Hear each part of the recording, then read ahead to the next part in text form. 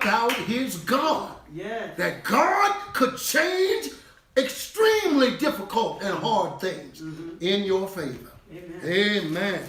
So Abraham was provoked. Abraham stood, in verse 23, Abraham stood yet, verse 22, before the Lord. The two other angelic men, they appeared as men, they were on their way to Sodom. And Abraham started interceding. As they walked, they were all walking. The other two angels were probably in the front.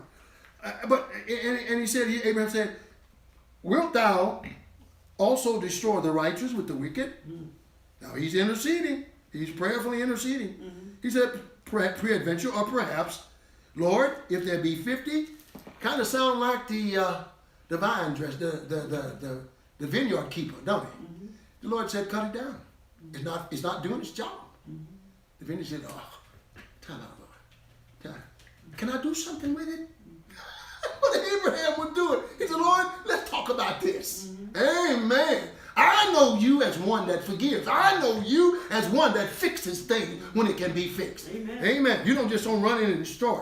He said here, wilt thou destroy the righteous? First, he dealt with how God, he knew his God, didn't he? He said, will you treat the righteous the same as you treat the wicked? Yeah, let's God that. Yeah. Will you do? That's the way you gonna operate. He could have said, you didn't do that with me.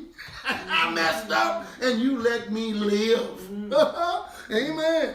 And so he said, and then he started really, he said, perhaps, Lord, if there's 50 in the city. He started with 50. Wilt thou destroy? He said, and not spare, wilt thou destroy the city? Or wilt thou also destroy, let me just read it, perhaps there be 50 righteous in the city. Wilt thou also destroy and not spare the place for 50 righteous that are therein?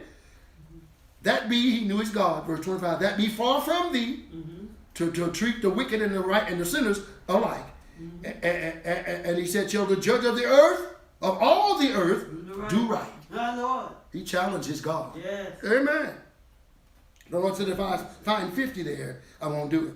I don't have time. He went from 50 to 40, amen, 45, and I think he went to 40. Amen. Y'all know, y'all read it. I got to move on. And then he got down to verse 30, and he said, and verse 20, and spake he unto him again and said, peradventure, there shall be 40 found there. The Lord said, I will spare it. I will not do it for 40's sake. And he got to the point where at verse 32, he said, he said to the Lord, oh, let not the Lord be angry, and I will speak yet but this one more time.